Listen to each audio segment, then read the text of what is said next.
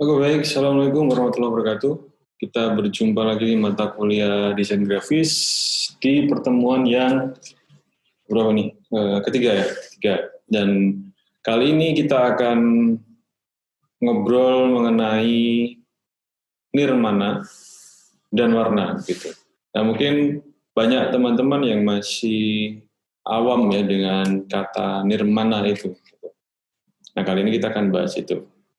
Dan bagaimana nirmana dan warna ini menjadi landasan dalam membuat sebuah karya desain. Oke, kita langsung saja.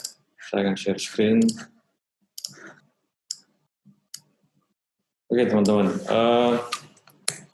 Jadi kalau kita bahas dari nirmana dulu ya. Dan kenapa sih harus ada nirmana begitu ketika kita ngomong desain, ngobrol desain. Dan nirmana kalau secara etimologis itu adalah dia terbentuk dari kata nir dan juga mana. Nir itu artinya tidak, mana itu adalah makna gitu. Karena pada dasarnya nirmana itu sesuatu yang sebenarnya tidak berwujud. Itu adalah satu kayak semacam apa ya? Ada sesuatu yang diolah di dalam pikiran kita gitu. Sesuatu yang diolah di dalam pikiran kita. Jadi kalau misalnya diartikan itu adalah nirmana itu adalah hasil angan-angan dalam bentuk ya, bisa dwimatra atau dua dimensi, bisa trimatra atau tiga dimensi yang mempunyai nilai keindahan. Nah, makanya nirmana juga sering disebut sebagai ilmu tata rupa. Jadi bagaimana kita punya sebuah bayangan tentang satu hal gitu ya di dalam pikiran kita gitu. Teman-teman mungkin pernah berhayal tentang sesuatu, misalnya ini digabungin ini jadi ini ketika sedang desain ya, logo misalnya, oh kalau nanti huruf ini kita kasih warna ini, lalu nanti akan kita kasih sedikit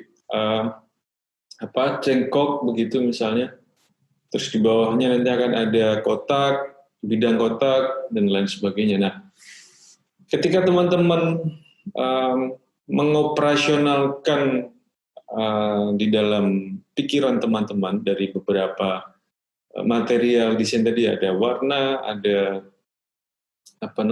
elemen desainnya, ada warna, ada bidang di situ, maka akhirnya teman-teman sudah menerapkan tadi ilmu tata rupa itu sudah terterapkan di situ. Jadi pada dasarnya nirmana adalah begitu. Nah, kaitannya dengan nirmana itu bagaimana nantinya kita ini mengorganisasikan atau menyusun elemen-elemen visual. Gitu. Nah, elemen visual bisa titik, bisa garis, warna, lalu ada ruang. Ruang itu adalah sebuah tempat bagaimana kita nanti menempatkan dari elemen-elemen yang lain itu. Dan juga tekstur sehingga menjadi satu kesatuan yang harmonis. Jadi kalau kita artikan nirmana adalah bagaimana ilmu yang mempelajari tentang pengorganisasian pengorganisasian dari semua elemen-elemen visual, ada titik, garis, warna, ruang, dan tekstur menjadi satu kesatuan yang harmonis. Gitu. Kalau di isi di jurusan seni rupa, seni murni, desain, seni grafis,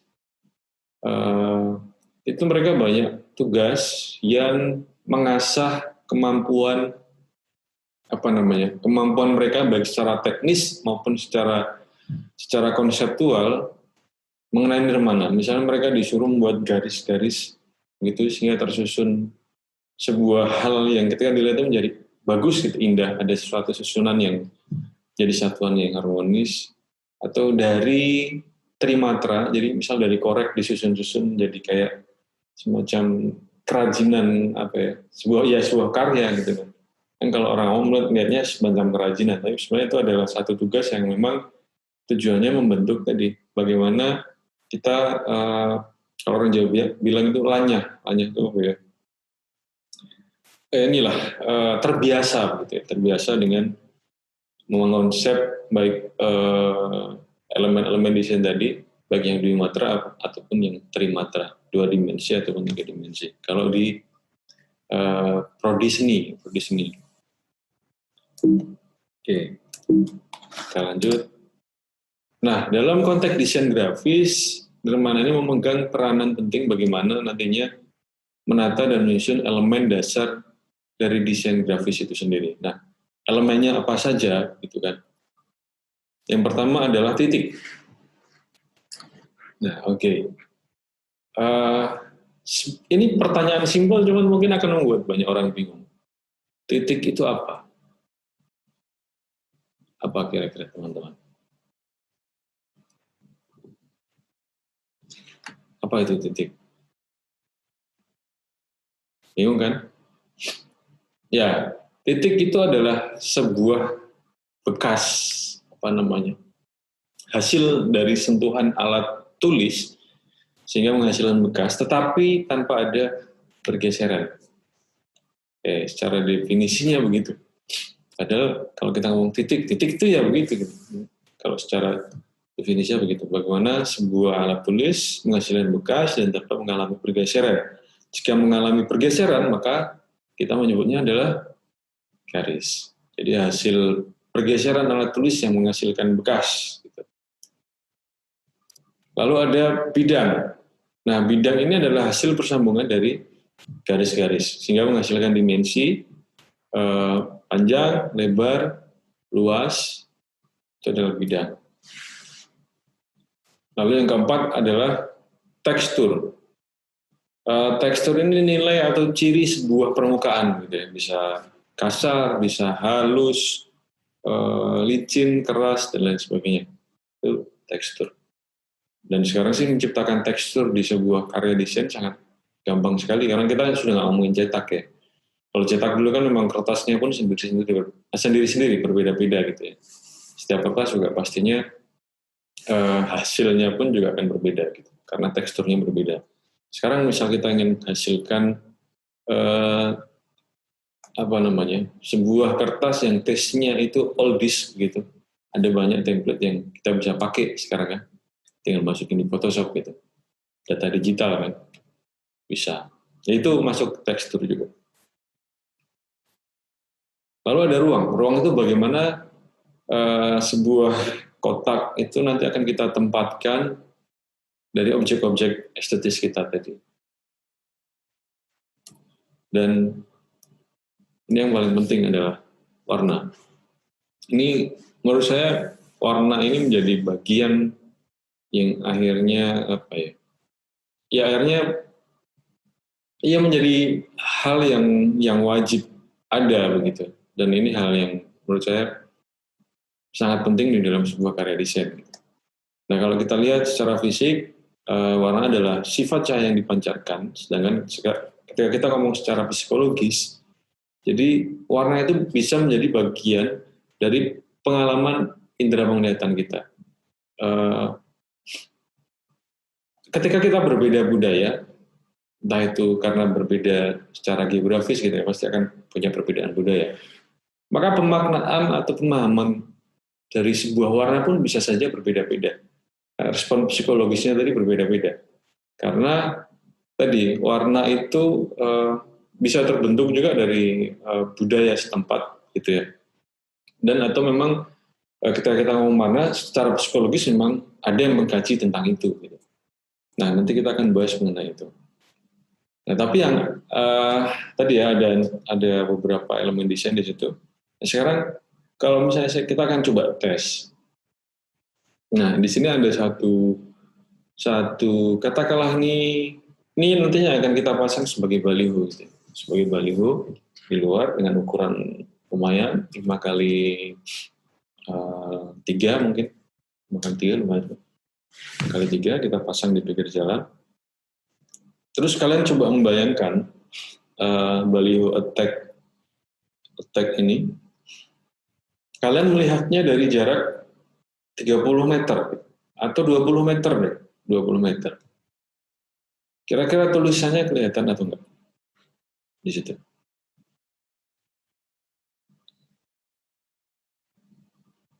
Atau apa yang akan paling kelihatan pertama kali? Jawabannya adalah warna. Kalau teman-teman lihat dari jauh, gitu ya, kalian lihat dari jauh, yang paling kelihatan adalah warna. Nah, maka warna sebenarnya menjadi hal pertama bagaimana kita bisa menarik perhatian dari audiens kita. Karena kalau kita ngomong tahapan penerimaan pesan, ya iklan misalnya, itu ada attention, interest, desire, action gitu. Bagaimana orang tertarik dulu, attention dulu, memberikan perhatian dulu. Nah, salah satu untuk mendapatkan perhatian dari orang itu bisa saja itu adalah dengan warna-warna yang mungkin warna cerah gitu ya. Itu bisa saja menjadi hal pertama yang akan bisa menarik perhatian dari orang. Ketika orang sudah memperhatikan, dia akan memberikan interest gitu ya, ketertarikan misalnya. Dan seterusnya dan seterusnya. Jadi warna dalam sebuah desain itu menjadi suatu hal yang pertama kali akan dilihat oleh mata. Oke, nah sekarang kita akan lihat. Jadi yang akan kita bahas kali ini memang yang paling banyak adalah warna. Karena nanti juga kaitannya dengan respon psikologis, teman-teman juga ketika nanti ada tugas UTS kan harus membuat pertanggungjawaban karya ya. Dan warna ini akan berperan penting dari tugas logo kalian nanti. Jadi sekali lagi, warna adalah elemen desain pertama kali yang akan dilihat oleh audiens, seperti yang kita contohkan tadi ya. Sebelum oleh elemen-elemen desain yang lain. Misalnya ada teks, ada foto, dan lain sebagainya tadi. Jadi, warna menjadi hal yang penting, gitu. Menjadi hal yang penting. Nah, kekuatan warna ini menjadi semacam magnet. Makanya ketika saya tadi bilang bahwasanya warna itu bisa menarik perhatian, sehingga setelah orang memberikan perhatian, dia bisa memberikan ketertarikan. Itu tadi, kaitannya begitu. Nah, dan karena sudah melekat di kehidupan kita sehari-hari, gitu. Ya, secara nggak sadar sebenarnya tadi ya, warna itu sudah membaur dengan kehidupan kita. Kita ada di ATM, itu ada warnanya berbeda-beda. Selain menunjukkan identitas dari bank lain, ada saja hal yang mungkin kita terlewat gitu. Kenapa kok warnanya kebanyakan warna di ATM itu warna bank ya, warna logo bank itu kenapa kebanyakan biru? Pernah mau berpikir itu enggak? Kebanyakan biru. Terus kenapa kalau banknya syariah, kenapa kok hijau? Nah, pernah berpikiran hal semacam itu? Nah, nanti kan kita jawab di respon psikologis dari warna itu sendiri.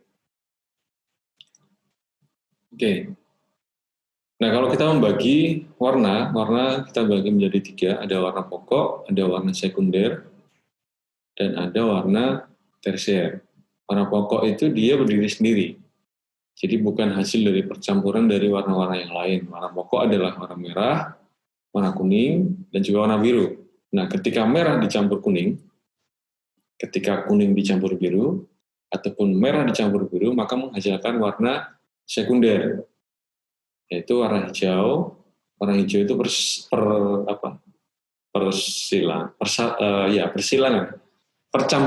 percampuran dari warna biru dan kuning. Lalu warna jingga itu dari merah dan kuning, dan warna ungu itu dari warna merah dan biru. Nah, jadi dari warna pokok tadi dicampur sehingga menjadikan warna sekunder. Nah, dari percampuran dari warna pokok dan warna sekunder ini menghasilkan banyak sekali ragam warna. Itu kita sebutnya warna tersier. Ini saya kutip dari bukunya Adi Kusrianto di Pengantar Desain Komunikasi Visual. Oke. Nah, sekarang kita akan masuk ke respon psikologis dari warna.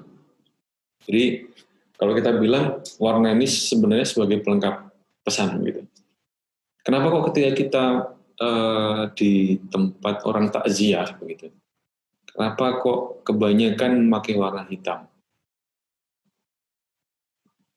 Iya, karena ikut berbelasungkawa begitu ya. Karena warna hitam itu melambangkan duka kan begitu. Jawabannya pasti begitu.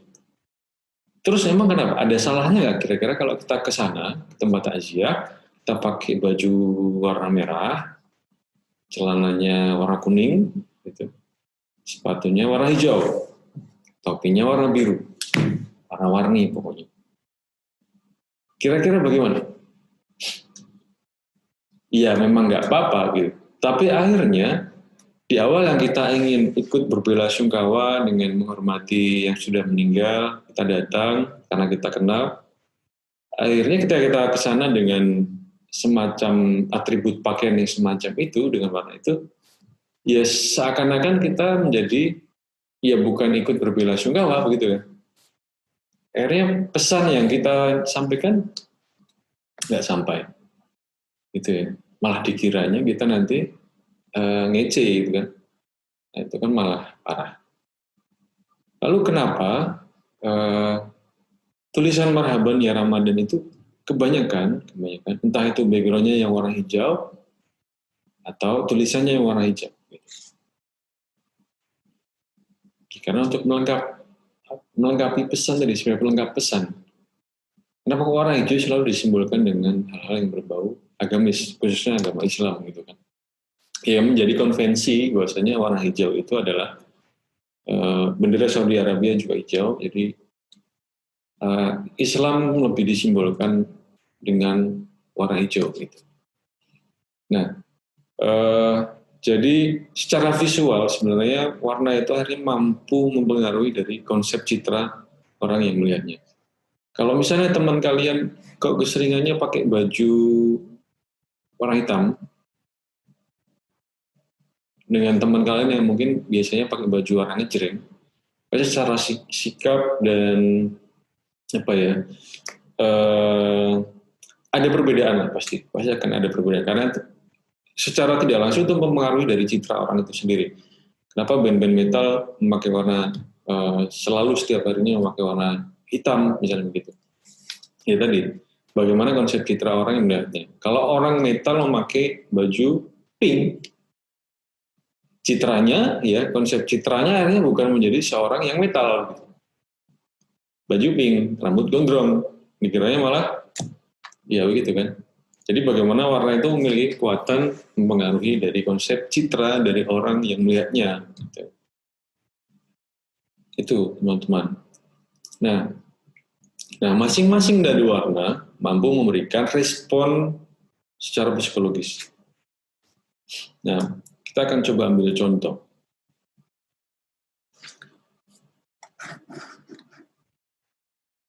Saya coba kecilkan.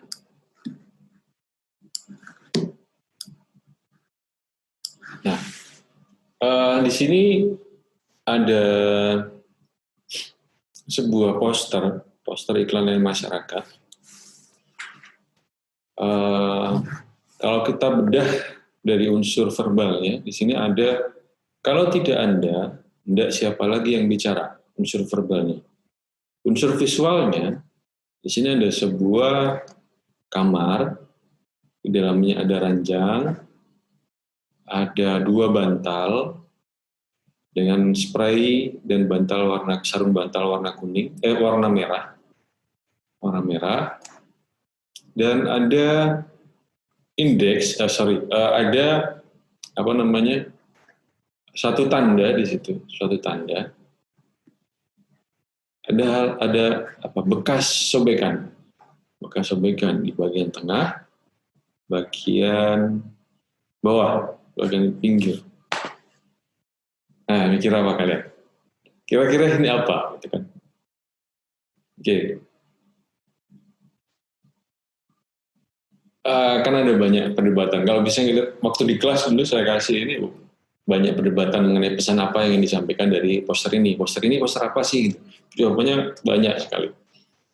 Dari yang nyeleneh sampai yang memang benar-benar serius. Banyak. Nah, jadi kalau kita lihat di sini, kalau tidak Anda siapa lagi yang bicara. Berarti pesan ini ditunjukkan untuk siapa? Kita bisa lihat di sini ada Komnas Perempuan. Berarti pesan ini sebenarnya ditunjukkan untuk ibu rumah tangga. Yang apa? Yang mengalami kekerasan rumah tangga. Jadi kalau saya bilang tadi ada tanda di sini sobek, ya Jadi kalau di dalam semiotika itu ada namanya semiotika Charles Sanders Peirce, di dalam objek itu kita bisa lihat ada indeks, ada icon, ada simbol. Nah, indeks ini bagaimana tanda itu menjadi bisa dilihat dari kausalitas atau sebab akibat. Ada asap, oh berarti sebelumnya ada api gitu. Ketika ada sobek, oh berarti sebelumnya ada sesuatu yang menyebabkan itu robek, tanpa harus memperlihatkan adegan kekerasan di situ. Tapi orang sudah bisa melihat bahwasanya ada sebuah bekas dari adegan kekerasan. Kok bisa tahu kekerasan lah? Kita kan mencoba untuk menggabungkan dengan unsur verbalnya ini. Kalau tidak ada siapa lagi yang bicara. Jadi poster ini mengatakan bagaimana agar perempuan berani speak up ketika dia mendapatkan perlakuan KDRT begitu. Nah, kaitannya warna merah, apa sih sebenarnya warna merah? Respon psikologisnya apa? Kita akan coba cek. Di situ ada kekuatan, ya, ada tenaga, nafsu, cinta, agresivitas, dan bahaya. Jadi ada bahaya di situ. Ada bahaya. Di sini warna merah sebenarnya. Kalau warnanya warna hijau gimana? Ya boleh-boleh saja. Tetapi kalau kita mau ngomong bagaimana karya kita bisa kita pertanggungjawabkan, itu ya. Ya kita bisa menggunakan tadi teori tentang warna, bagaimana warna merah itu juga menyimbolkan atau memberikan efek psikologis bahaya. Ini saya ambil dari buku dari artikelnya Molly. Molly ini pakar warna, creating color shift. Nah, jadi kita punya pertanggungjawaban dari karya kita ketika kenapa kok spraynya warnanya merah? Kenapa kok nggak hitam gitu? Selain kita ngomong secara estetis ya, kita bisa ngomong secara ini. Warna merah itu menyimbolkan ini loh bro. Itu maksud saya gitu. Oke. Nah tadi ya mengungkap bank. Kenapa kok bank kebanyakan itu warnanya biru? Kenapa kok kebanyakan warnanya biru? Ini nggak terlalu kelihatan karena agak pecah gambarnya. Jadi warna biru itu melambangkan atau memberikan efek psikologis apa saja gitu. Yang pertama ada kepercayaan,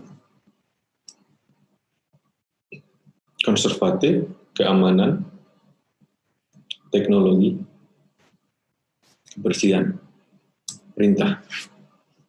Oke, jadi sangat make sense sekali ketika bank itu memakai kebanyakan warna biru, karena warna biru di sini efek psikologis yang ditimbulkan adalah kepercayaan dan juga keamanan. Jadi ada kepercayaan, ada keamanan di situ. Berarti saya yakin semua logo yang diciptakan untuk sebuah instansi itu pasti mempunyai pelengkap pesan, atau memang itu sebagai pesan itu sendiri, bukan hanya sebagai pelengkap gitu. Nah, ketika banyak logo bank memakai warna biru, karena secara tujuan dari bank itu sendiri kan juga bagaimana bank itu memberikan pelayanan keamanan terhadap uang atau harta yang ditabung di situ gitu, bisa emas dan lain sebagainya, surat. Jadi ya tadi terjawab ya pertanyaan tadi di awal, kenapa kok bank banyak memakai warna biru? Gitu. Oke, kita coba hijau. Nah, hijau. Saya coba ambil iklan sampo ini. Iklan sampo Sunslick. Nah, kita lihat. Oh, hijau itu alami, kesehatan. Nah, dilihat kecemburuan bertumbuh. Jadi kalau dilihat, ya berarti di sini lebih ngomongin mengenai satu hal yang alami, begitu. Kenapa kok hair dryer-nya warnanya hijau? Kenapa kok tidak merah? Gitu kan? Kenapa kok tidak merah? Kenapa kok tidak kuning? Kenapa kok jadinya hijau? Kita bisa bertanggung dengan itu. Hijau melambangkan satu hal yang alami, gitu. Kesehatan juga, rambut sehat, gitu kan. Oke. Nah, ada banyak respon psikologis dari warna. Teman-teman sebenarnya bisa cari jurnalnya si Molly ini, Molly Holzcladt. Ya. Ini ada jurnalnya mengenai warna, respon psikologis warna. Jadi ini nanti saya kasih juga di materi, nanti teman-teman tinggal baca saja. Saya masukkan ke Google Classroom ya. Ini ada banyak di sini. Oke. Kita coba lihat implementasi di sini. Beberapa. Ini satu poster.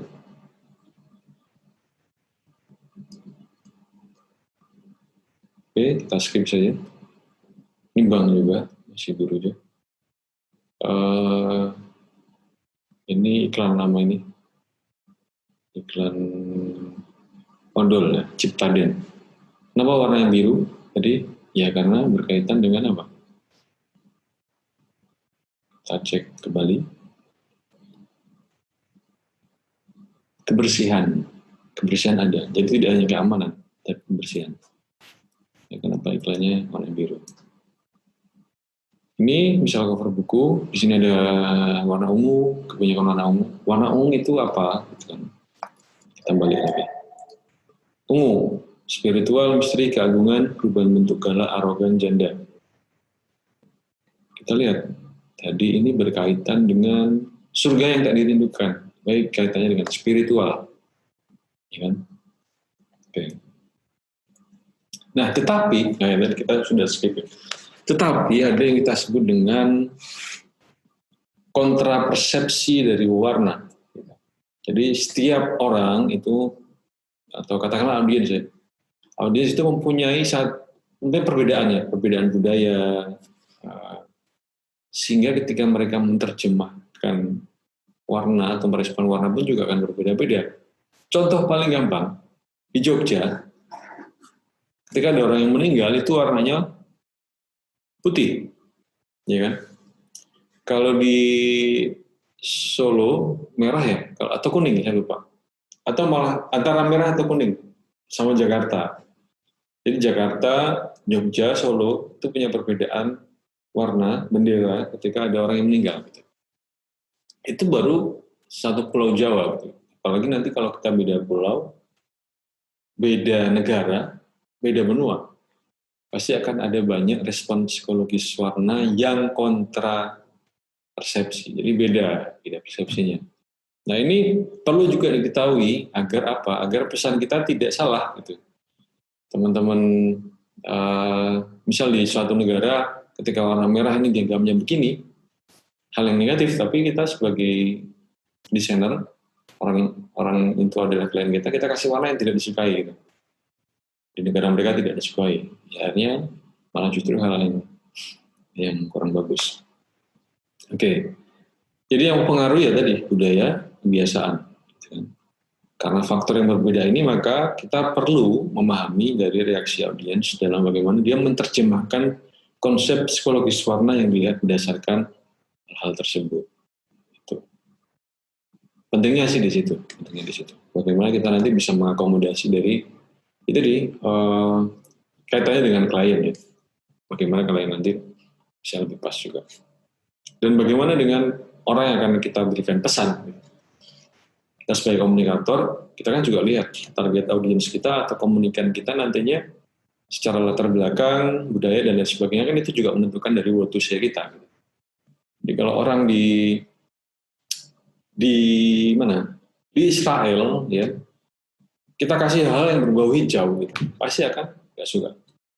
Karena hijau tentang ya agama Islam. Nah, semacam itu. Contohnya semacam itu. Oke, jadi itu ada yang perlu kita ketahui ada tentang kontrapersepsi warna. Ada banyak hal, misal contoh ya, putih. Kalau di putih itu dalam budaya Timur di Cina itu mewakili lambang apa namanya? Kedukaan, kematian. Tapi ketika di Barat bagaimana warna putih itu sering dipakai untuk warna kaum pengantin.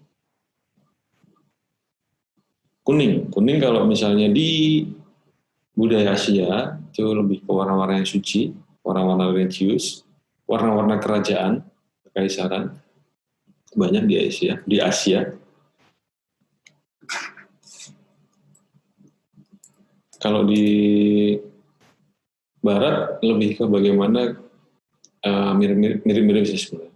Bagaimana kuning itu menjadi warna-warna hangat yang mewakili sebuah kegembiraan, kesenangan. Lalu ada apa lagi? Warna merah. Nah ini kalau di Cina warna merah ini tentang pernikahan, yang kebanyakan di situ sesuatu yang sakral. Kalau di Barat itu warna-warna danger itu merah ya, merah. Bisa juga untuk hari Valentine, satu cinta gitu, sama juga. Dan ada juga Natal di situ kalau di Barat. Nah ini salah satu contoh ya kontrapersepsi warna. Teman-teman bisa langsung nanti baca sendiri di sini. Ya, oke. Nah itu teman-teman hal yang terkait nirmana dan warna. Bagaimana elemen-elemen desain tadi, elemen-elemen desain, akhirnya bagaimana kita mengorganisasikan elemen-elemen tersebut sehingga menjadi kesatuan yang harmonis. Dan bagaimana kita bisa melengkapi pesan kita atau menguatkan pesan kita dengan menggunakan warna. Jadi nanti kalau teman-teman membuat tugas logo, warna ini harus dipakai. Gitu. Pertanggungjawaban harus muncul mengenai bagaimana pemilihan warna, kenapa memilih warna ini, alasannya apa, kalian bisa benturkan dengan teorinya Molly tadi mengenai warna. Oke, mungkin untuk hari ini cukup sekian. Nanti bisa langsung kita ngobrol mengenai diskusi hal ini ya. Materi ini bisa langsung di komentar juga, monggo silakan bisa bertanya atau langsung di WhatsApp grup kita. Oke, mungkin itu teman-teman, sehat selalu dan terima kasih. Wassalamualaikum warahmatullahi wabarakatuh.